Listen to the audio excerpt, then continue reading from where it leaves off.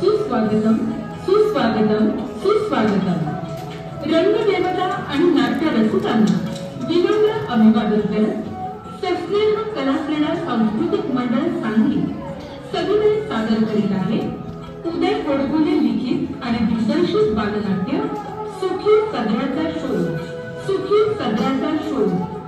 भूमिका आणि कलावंत कावळा प्रभंजन फडतरे, अर्णव ओढले, सार्थ दायमा, आरसा आणि बंधू अथर्व तांबुलकर, शेतकी आणि पूर्वा जोतावर, पोपट आणि स्त्री एक आराध्या अरळी, मोर प्रांजल कुलकर्णी, वास अनंत जोशी, आजी आणि मीनू चिन्मया चौंडीकर, स्त्री दोन आणि आई शांभवी कुलकर्णी, बाळू अमेय फडके. दिग्दर्शन उदय गोडबोले.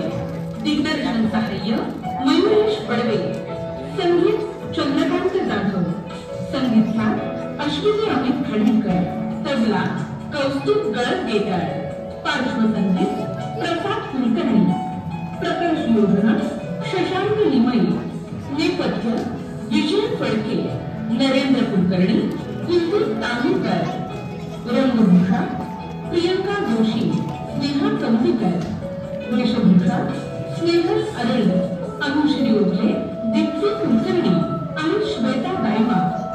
सस्नेह सादर करीत आहे उदय गोडबोले लिखित आणि दिग्दर्शित बालनाट्य सुखी सदऱ्याचा शोध.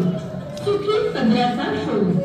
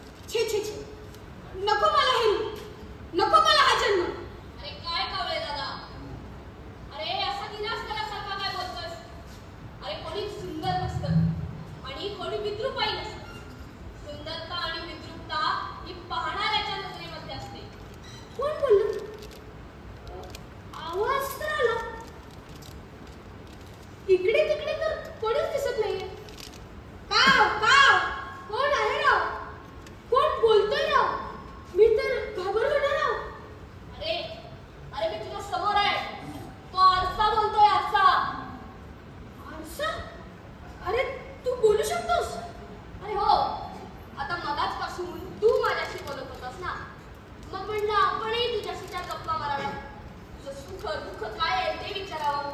अहो आरसे साहेब, मगाशी चांगलं फिरत होतो, खुश होतो माझ्या धुंदीत.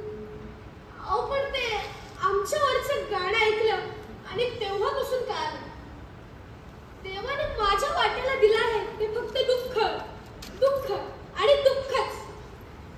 माझा हा चेहरा बघून मी फारच निराश झालो. काळा रंग म्हणजे सर्वात वाईट बघा. नाही, हे मात्र चुकीचं आहे. अरे हे जग देवानं रंगीबेरंगी बनवलं. यामध्ये कुठलाही एक रंग नसेल तर ते निरस आणि बेचव होईल. अरे या जगात प्रत्येक रंगाला महत्व आहे. अगदी काळ्या रंगाला सुद्धा कोणी काळा, कोणी लाल, कोणी आहे पिवळा, कोणी काळा, कोणी लाल, कोणी आहे पिवळा, हिरवा आहे, पांढरा आहे, कोणी आहे निळा, हिरवा आहे, पांढरा आहे, कोणी आहे निळा. सारे रंग आहेत म्हणून जग सुंदर बनले, सारे रंग आहेत म्हणून जग सुंदर बनले. बरं वाईट कोणी नाही, सगळे रंग चांगले. बरं वाईट कोणी नाही, सगळे रंग चांगले. अरे बरं वाईट कोणी नाही, सगळे रंग चांगले. अरे तू बोलतोस ते कळते पण वळत नाही. आता माझे दुःख दूर कसं होईल ते बोल. आता मला काही खायला प्यायला गोड लागणार नाही. मनात सतत एकच विचार येत राहणार, माझे हे काळं बिंद्र रूप आणि माझे तसलेच काळं कुट्ट आयुष्य. अरे पण मी इतकं सांगतोय तरी पटत नाहीये तुला. मगापासून मी तुझ्याशी बोलतोय खरं, पण तू आरसा असून सुद्धा माझ्याशी कसं काय बोलू शकतोस आणि माणसासारखा विचार सुद्धा करतोस. अरे मी काही साधा सुद्धा आरसा नाहीये, मी जादूचा आरसा आहे, जादूचा. मग कर काहीतरी जादू आणि कर मला सुंदर. अरे आई, नाहीतर नाहीतर नाहीतर फोडून टाकेन मी तुला. अरे नको नको फोडू मला. तू जर फुटलास तर मला माझे काळा बिंद्र रूप तरी दिसणार नाही. अरे ऐकून घे, तू आल्यापासून मला त्रास सुरू झाला. थांब, जा, नकोच सुद्धा लक्ष. थांब थांब थांब.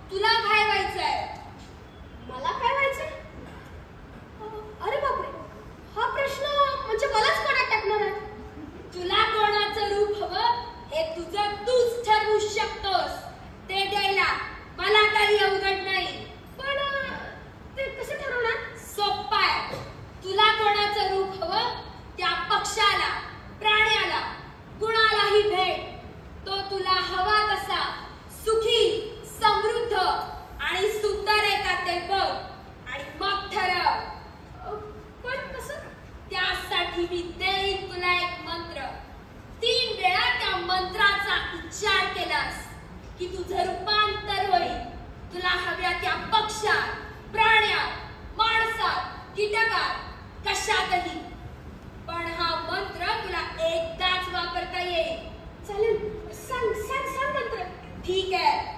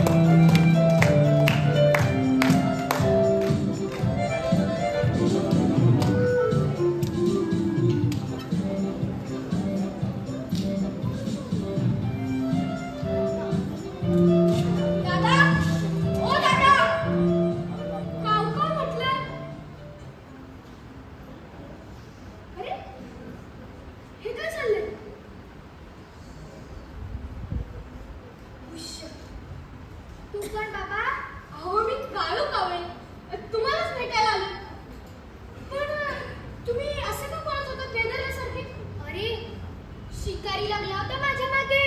शिकारी? हो, माझी शिकार करून माझा हा पिसारा हवाय त्यांना. बाप रे, आणि माझं मांस रुचकर लागतं म्हणे, म्हणून माझी शिकार करणार होता. हे काय, आम्ही ऐकलं तुम्ही राष्ट्रीय पक्षी, तुमच्या शिकारीवर बंदी आहे. मग तुम्हाला कोणाची भीती? हो, ती बंदी कायदे पाळणाऱ्यांना. अहो, मग राहावं जंगलात, रात शेतात. शेतात गेलो तर शेतकरी हकलतात आणि सगळी जंगलं पडली ओसाड. जायचं कुठं? काय म्हणता? अहो, आम्हाला वाटलं तुमचं जगणं म्हणजे राजेशाही. किती सुंदर पिसारा आहे तुमचा. सांगायचा पिसाऱ्याचा भार उचलून उडताना जीव जातो, जीव. तुमचं काय बरे बाबा, आकाशात फिरता हवंय तसे. तसं नाही हो, मला वाटलं श्रीकृष्णाच्या मुकुटात पीस मिरवणारे तुम्ही, राष्ट्रीय पक्षाचा मान असणारे तुम्ही, ढगांना साथ घालून पावसाला जमिनीवर आणणारे तुम्ही, अतिशय सुंदर पिसारा लाभलेले तुम्ही. तुमचं जीवन जगायला मिळालं तर सुख मिळेल असं वाटलं. हे सगळं शापित आहे बाबा, नको विचार करू वेडावाकडा. बरं, मग मोर नको होईल. ठीक आहे, निघतो मग. अरे, पण तू का आला होतास ते तर सांगितलंच नाहीस. अरे हो, ते सांगायचं राहिलंच की.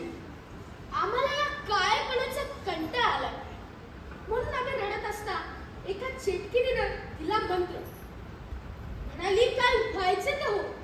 म्हणून म्हणत होतो आपणही व्हावं मोर, सोडून द्यावा हा काळा रंग, कर्कश आवाज, गलिच्छ जीवन, एकाक्षतेचा शाप.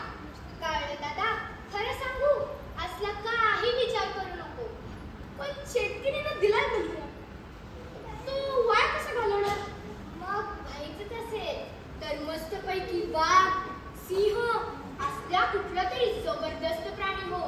नुसत्या डरकाईनं प्राणी पक्षीच काय, माणसंही घाबरतात असं म्हणतात. पण तो भेटणार कुठं? तिकडं उत्तरेकडच्या जंगलात वाघ भेटेल तुला. वाघ? लईच भारी की. धन्यवाद मोर दादा, येतो मग. अहो, पण भेटायला गेल्यावर वाघ मला खाणार तर नाही ना? नाही, फक्त वाघोबा अभय्या म्हण, काम सांग म्हणजे झालं. खूप आभारी आहे, येतो मग.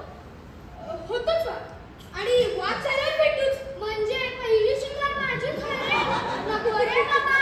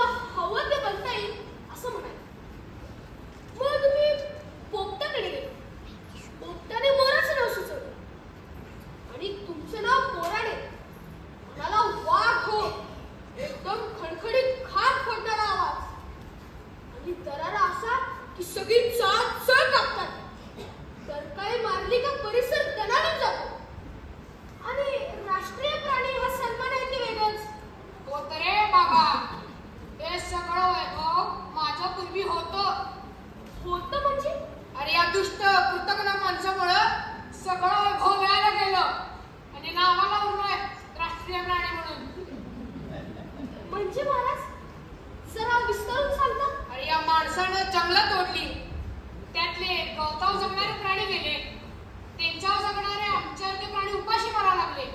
बापरे, मग काय खाता तुम्ही? भूक लागली ती काही बक्षीस सापडेल म्हणून गुस्तो मानवी वस्ती तिकडं घालतात गोळ्या, ठार करून टाकतात. अरे रे, मग आता हो? आता काय, आता आपण सगळे संपणार आणि या पृथ्वीवर उरणार फक्त माणूस. वाव!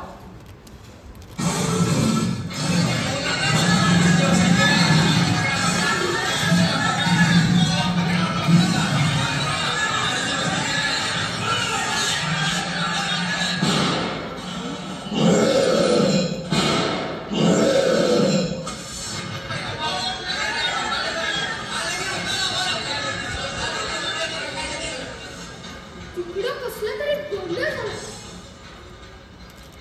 एवढ्या मोठ्या वाघाला मारले किंवा माणसानं? तुम्हाला सांगतो, या 3 भेटीत लक्षात आलेली गोष्ट म्हणजे जगातला सर्वात सुखी, खुश जर कोणी असेल तर तो मनुष्य प्राणी. आता मी कोणाकडे जाणार नाही तुम्हाला कळलं असेलच बालमित्रांनो.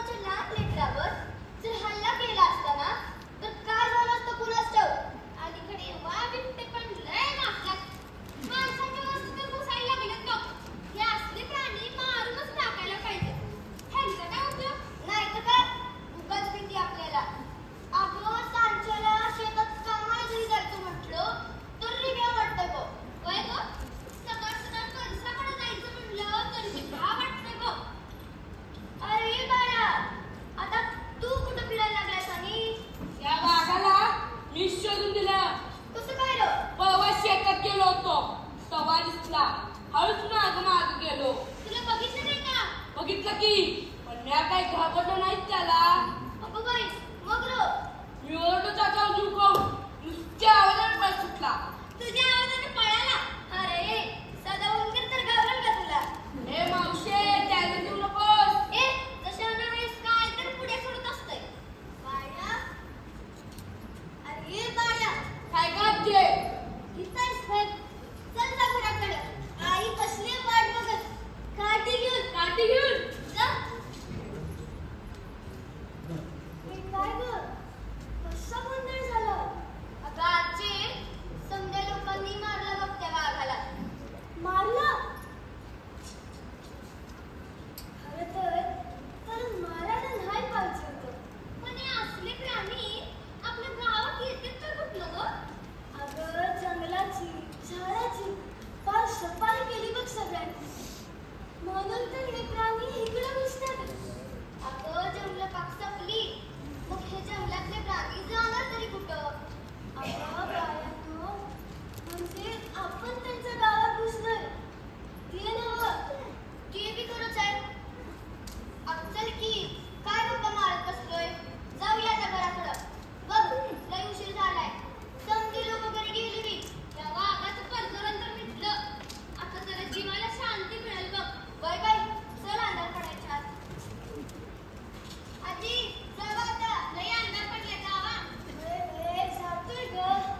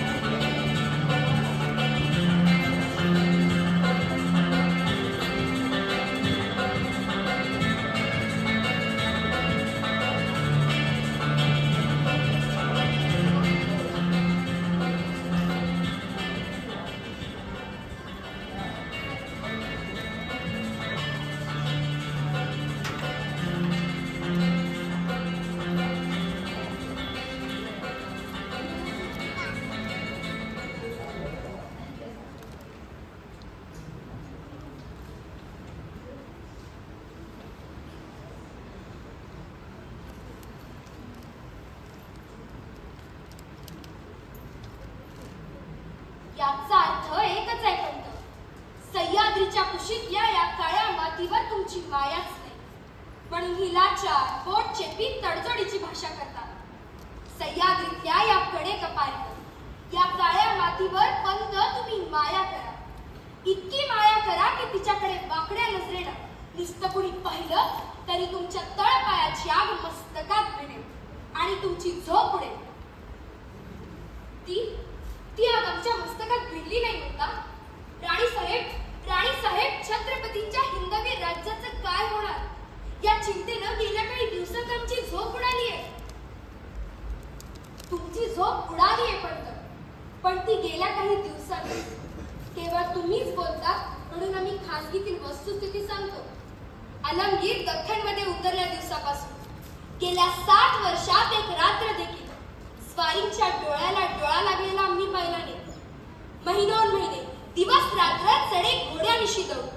भूक नाही, तहान नाही, ऊन नाही, पाऊस नाही. जेव्हा ऐकावं तेव्हा हमला, वेढा, निर्वाणीची झुंज नाहीतर हातगाईची लढाई. घटकावर बसून बोलायला देखील उसंत नाही. वा वा, मस्त बसलंय पूर्वा. तू हे करणार आहेस का गॅदरिंग मध्ये? हो, तू पण आहेस ना डान्स मध्ये? हो तर देशभक्तीपर गाण्यांच्या डान्स मध्ये. पण अजून काहीच तयारी नाही ग माझी. मला पण रेकॉर्ड डान्स मध्ये विचारलं होतं, पण घरी नाही म्हणतात. का म्हणे? आमची आजी म्हणते रेकॉर्ड डान्स मध्ये अजिबात भाग घ्यायचं नाही. सिनेमाची गाणी लावायची आणि त्यावर नाचायचं. अगं आमचे बाबा म्हणतात आमच्या वेळी असं नव्हतं म्हणे. नाटकं, भाषणं, गाणी असायची. पण हे आता असलं कसलं तुमचं गॅदरिंग? त्यापेक्षा अभ्यास करा. पण आपण तरी काय करणार आहे ना? टीचर जे सांगतात तेच करावं लागतं ना. पूर्वा, ह्या घे बघा. तिथेच ठेव. सुटले बाई एकदाच या होमवर्क मधून. आत्ता परत रेकॉर्ड डान्सची प्रॅक्टिस. मी आता वेळा पूर्ण करेन. जरा तालीम करत होते का नाटकाची. गाव गाव गाव. अरे कावळा ओरडतोय. म्हणजे कोणी पाहुणे येणार की काय? काय? मी ओरडलो की पाहुणे येतात? येऊ दे. तेवढाच मस्त वेळ जातो. गावाहून आमचा मामा आला की नुसती धोंगालच असते. हो ना ग. पण अलीकडे हे कावळे अजिबात दिसत नाहीत ना? हो ना. हे कावळे कुठे गेलेत कोण जाणे. ग आमच्या घरचे म्हणत होते ते पलीकडचे काका देवाघरी गेले मग. अहो, त्यांना कावळा शिवला नाही म्हणे. सगळे बोलावत होते पण एक कावळा आला नाही. म्हणजे काय? देवाघरी गेल्यावर कावळा शिवायलाच लागतो का रे बंडू? ते मला काय माहिती. हा, पण त्यावेळेस सगळ्या सोसायटीत मोठ्या माणसांमध्ये मात्र हीच चर्चा होती. सोसायटीत आमची चर्चा? आई म्हणत होती आमच्या लहानपणी किती पक्षी असायचे म्हणत. आता पूर्वीसारखे कावळे, चिमण्या, इतर पक्षी अगदी दिसेनासे झालेत. हो ग, या मोबाईलच्या टॉवरमुळे पक्षी गायब झाले असं मी नेटवर वाचले. अरे बाळाला घास भरवताना सुद्धा हा घास चिवचा, हा घास कापचा असं म्हणल्याशिवाय आमचं बाळ जेवत म्हणत नाही. घास भरवताना सुद्धा आम्हीच लागतो. पण घरी जीव काऊ आहेत तरी कुठं? अरे तो बघ कावळा अजून इथंच बसलाय. जणू आपण काही बोलतोय ते तो ऐकतोय. काकून सांगूया का इथे कावळा आलाय, शिवायला देता का? वेडी आहेस काय ग तू? संपला ग विषय. काव काव. ए, संपर्क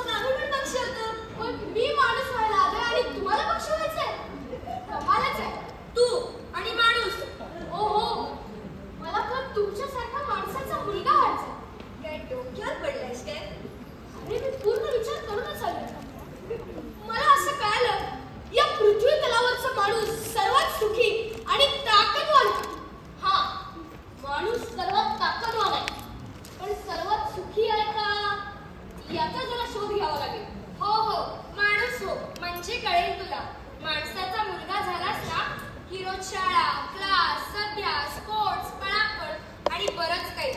कलागुणांना मार्क वाटतात म्हणून तबला, गायन, नाटक आणि जर खेळत गती असेल तर मग कराटे, क्रिकेट, बॅडमिंटन.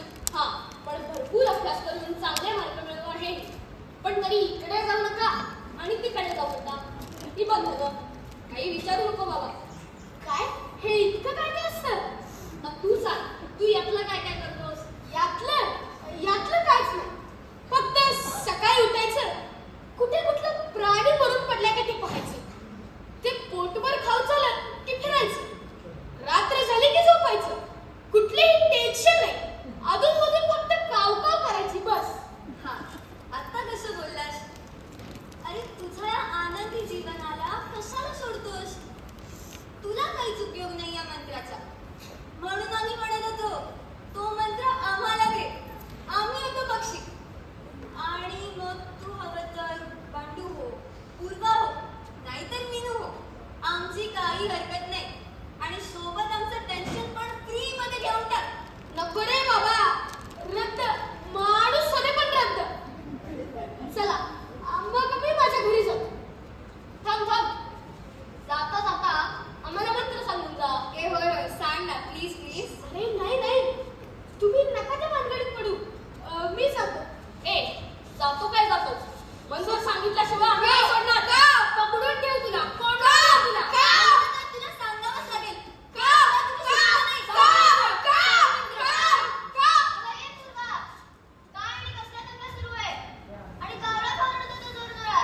अगं काही नाही, नाटकाची तालीम करत होते. बास झाली आता नाटकाची तालीम. बघ क्लास आहे ना, चल आवाज पटकन. हो आलेच, मीनू पण आहे सोबत. थांबा थांबा, मला सुद्धा क्रिकेटच्या कोचिंगला जायला उशीर झाला. आज सरांचा ओरडा खावा लागला.